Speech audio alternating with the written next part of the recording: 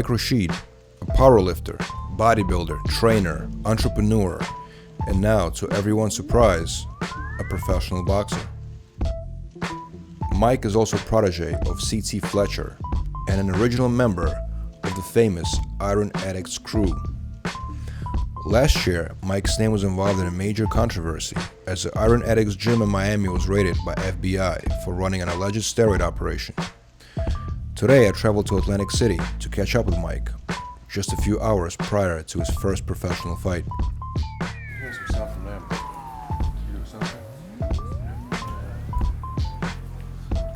Check. 1, 2, 3, 4, 5. Thank you. This is Iron Cinema interview with Mike Rashid. Take one. Mike, how you doing, man? I'm good. How about yourself? It's been a while, man. Couple I years. remember doing an interview a couple of years ago, and I saw you Skype interview, yeah. And I saw you very briefly in UK. We were there for the premiere. Right. But it was very brief, you know what I mean? I haven't Yeah. had a chance to really sit down and have a conversation with you in a long time, man. No doubt. How you been? And now in Atlantic City, out of all places. Right, it's good. I'm good, man.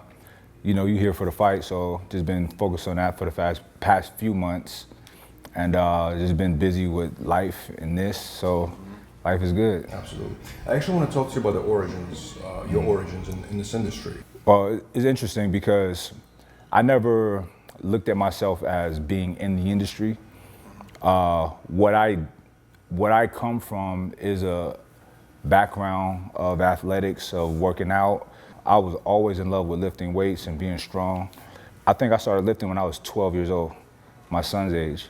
So, and I was always active, always busy, played every sport. I can't think of a time that I wasn't training, that I wasn't working out. Every group of friends that I had, I'm always the one like, let's work out. So it's always been in me.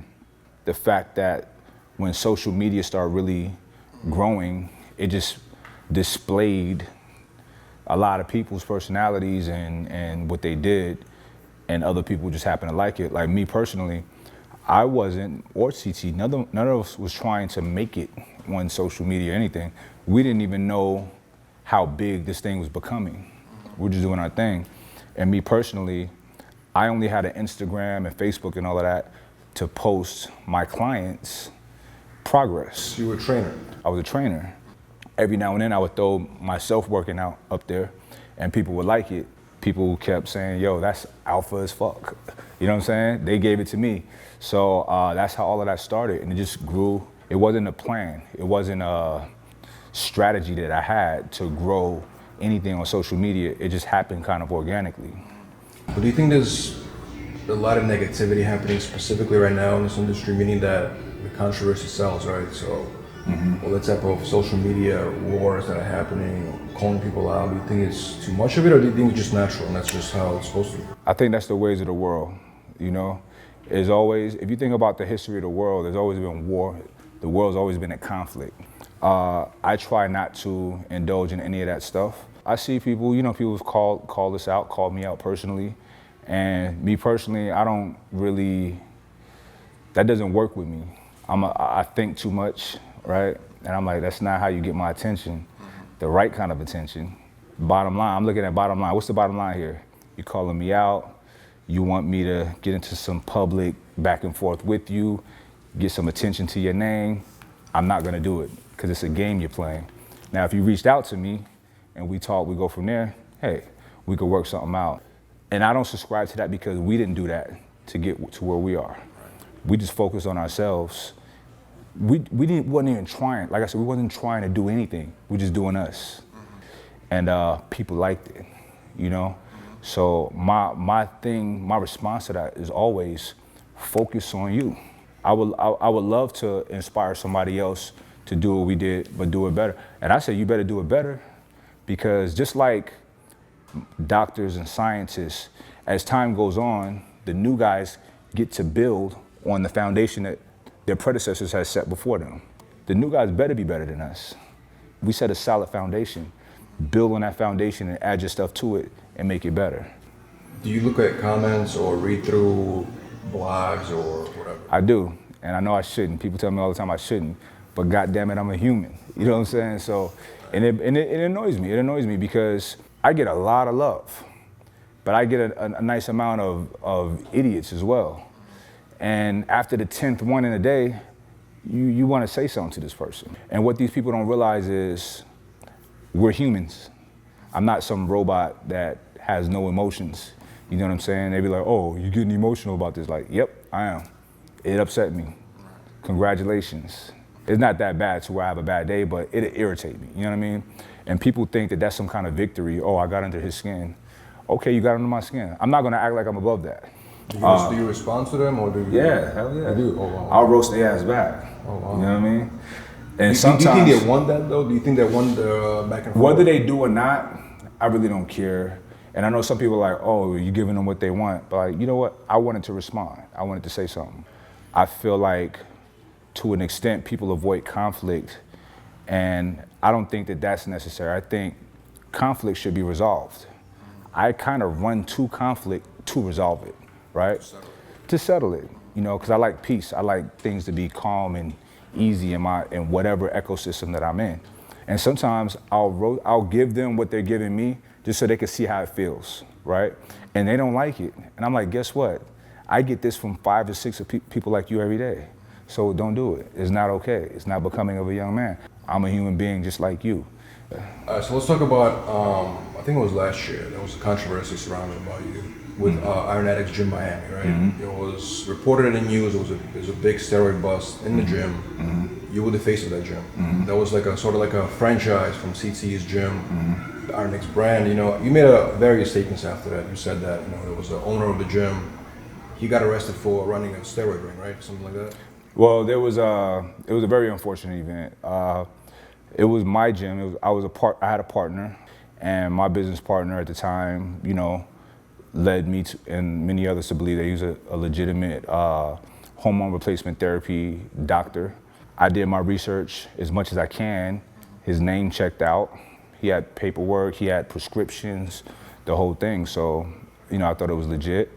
I was very adamant that I didn't want his business having anything to do with the gym. Right. He was fine with that. I seen things that just wasn't looking right as time was going on. I would confront him. He denied. There was nothing I can do about it. We were knee deep in the business by this time. I tried everything that I could do to separate him from the business.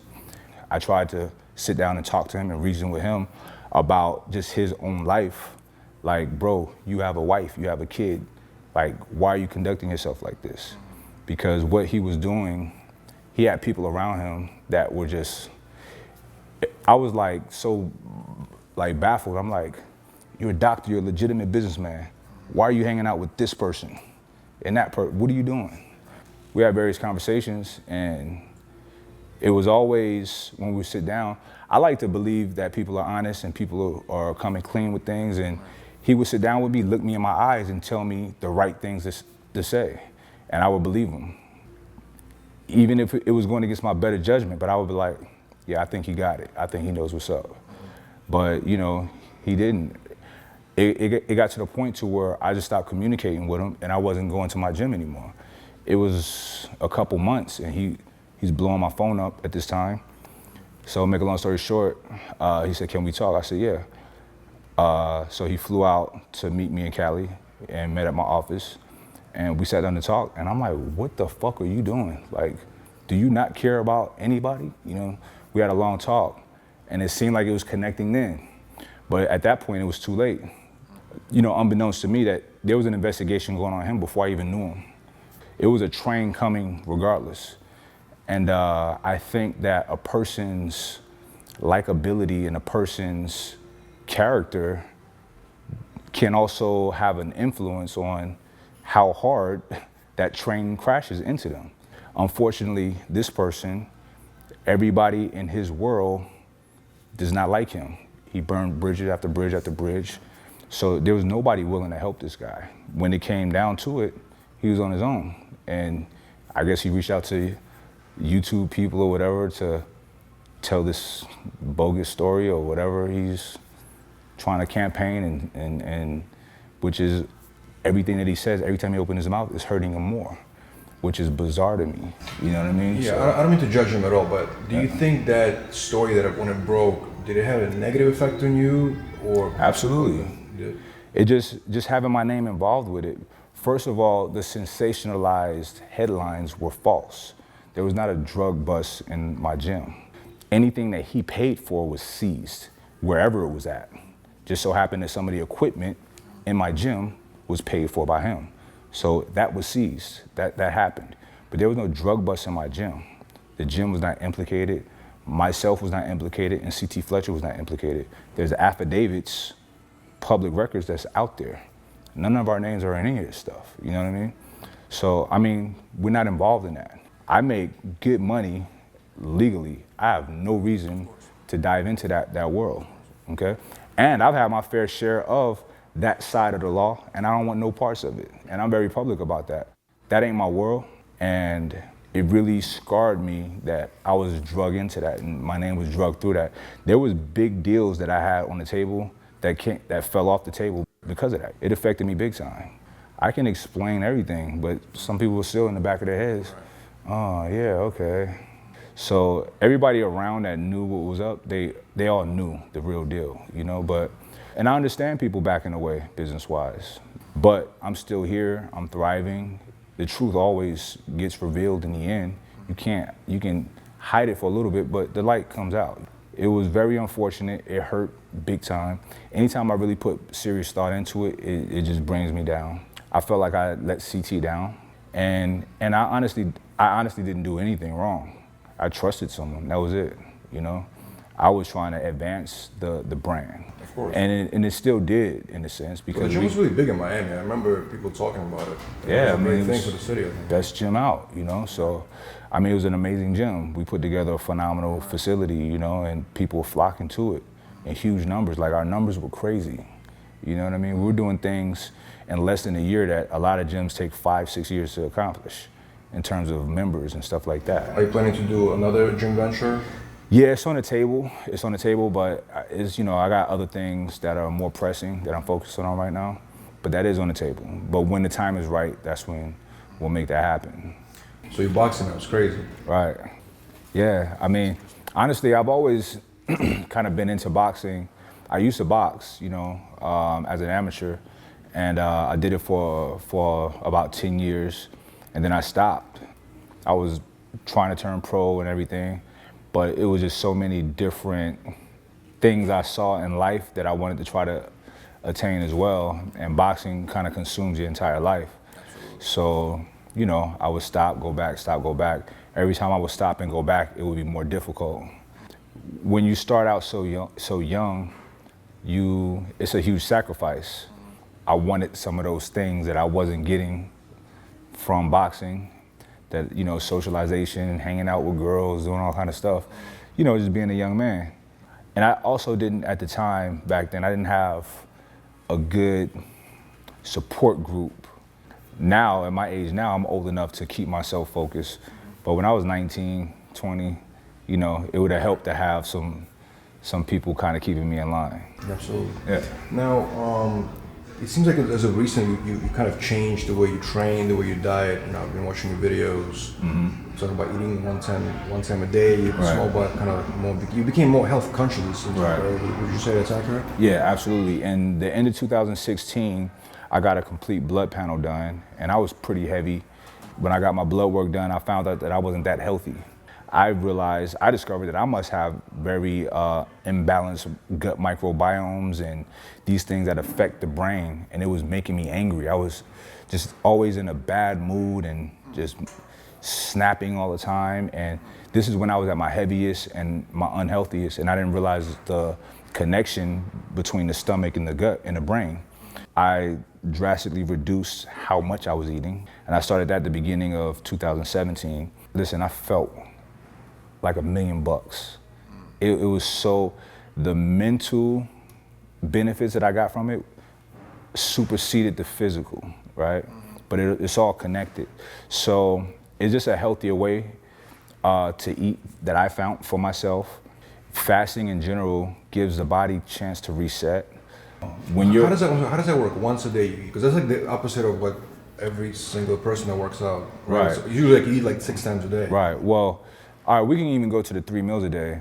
That was all with different food industries, the milk and egg industry, yada, yada, yada, pushing on you breakfast and eat this at this time of day.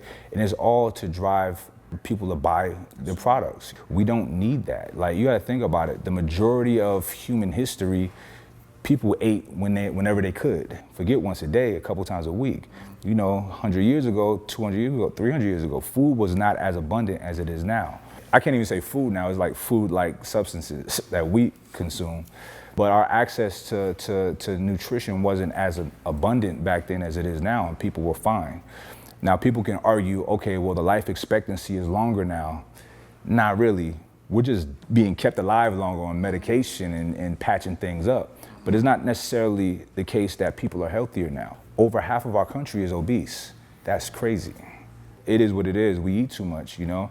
And I understand why we eat too much. And I don't look down on people that overeat. It's really hard to stop yourself. Like we have, all right, so back when we had to hunt and gather for our food, that was very difficult to do. But when we did it, we would have pleasure sensors and reward chemicals going off in our brains, endorphins, to give us that gratification to know, you know what, this feels good, so I'll have no problem doing it the next time I'm hungry, right? So we're getting that so much faster now, right? Those reward sensors going off in our brain when we have some French fries or whatever we're eating, you know, keep eating it, keep feeling good, you know? So I understand why people are overeating, but people gotta realize it's killing us. Food is the #1 killer in our country these days. Not cigarettes, not alcohol, which used to be up there. It's food, food-related illnesses. And it's not medicine that fixes these things. It's not even getting to that point. It's preventative with food and exercise, right?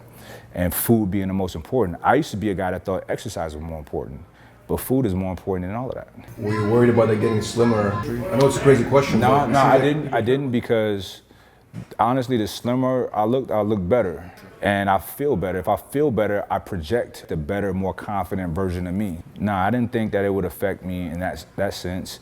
Now, me preparing for this boxing match, I haven't lifted at all in months. So that's a little different. I would like to get back to lifting. But when I was just, you know, adjusting the way that I ate, I was actually looking better and getting way more compliments. Mm-hmm. Let's talk about boxing now. So we're here in Atlantic City. You were like a few hours away from your professional debut, right? Now you were at an age where most people retire from boxing, right? Yeah, I'm past that age. Past that age, right? Yeah. So you are in your professional debut. How did you become a pro first of all? When did that happen? All right, so to become a professional boxer, you have to have an amateur career, and then you have to go through a batteries of tests and to see if you're healthy enough. And I went through all of that. It was a lot of tests. That was it. So to be good as a pro is different, and to earn good money is different. But anybody who has an amateur background can return. You know, what made me do it, I was having a conversation with a friend, like casual, like, what if I turned pro? And my son overheard me, and he was like, he got his eyes lit up. I said, you want me to do it? He was like, yes. I said, all right, I'll do it. I gave him my word, so I had to do it. And I put it on social media that I was gonna do it. I'm one of those guys that if I say it, I'm gonna do it. So I had to hold myself accountable. So I talked myself into this scary situation I'm in right now. Right. So how do you feel right before the fight? I mean, what does the fight mean to you, really? I feel great. It means a lot to me, man, because I love boxing. I grew up on it, you know. My grandfather passed away years ago, and that's how we used to bond. My father gave me my first pair of boxing gloves. He got me into boxing. I just love it. It's the ultimate sport, man. It's like two men standing toe-to-toe and have to outthink, and outman each other, you know? And to me, it's just, the stakes are so high because you don't just lose, you can get hurt and humiliated. You know what I mean? Another man standing over you with his hands raised in victory. So the motivation to not lose is great. Like I said, I'm an extreme person. I can't just be involved in something casually. I gotta get in there and do it if I'm physically capable to do it. I do have a lot of injuries that doesn't allow me to be 100%, but I'm in it. I said I was gonna do it, so I'm doing it. No excuses. And whatever the outcome is no excuses either. I'm not gonna be like, oh, well, you know, tendonitis. I'm not doing any of that. Win, lose, or draw. But I'm not losing, right? So this fight means a lot to me, and it teaches my sons commitment and character, because I teach them about character all the time. Kids, what's character? It's what you do when no one's around, you know, all of that kind of stuff. And in this situation, you know, most of my prep for this fight was alone, right? My running is me just getting up by myself. Me going to get bag work is me going by myself. You know, no entourage, no crew, none of that. Yeah. I read online that you're dedicating this fight to CT. Is that accurate? Absolutely. Listen, CT Fletcher is a father figure of mine. He is a mentor of mine. I love this man to death. I've always had this inclination to protect CT, and he does not need me to protect him, just to look out for him. But I love CT, you know. We go back, and he's a strong person, and he's going through a lot right now, especially. And I do think CT's going to be fine. He's going to get out of this. This is another little scratch on his arm, you know. Like I say, he's one of the strongest people I know. The things that he's been through and that he has to deal with every day is hard. His heart stops at certain times, and you know what I'm saying? It's not, people love him. You see CT as the picture of strength and you know, positivity, but people don't realize his day-to-day pains and what he deals with, and it's hard. So, you know, he motivates me, so I'm giving him this fight to help motivate him through this fight that he's about to embark on this heart replacement surgery. And I know he's gonna be fine, you know? So, yeah, this is dedicated to CT. That's Pops. Thank you so much, Mike. No doubt, thank you. Thanks for coming through. Tonight, man. I ain't gonna need love. You gonna need love. You don't need love. You gonna need love, prayers, all that. Rosary beads. Oh, That's what's up, man. Thanks for so much, coming. Mike. All right, no doubt. Cool. Good. And it's a wrap. Knockout. And now, undefeated from Scottsdale, Arizona and Brooklyn, New York, Mike Rashid.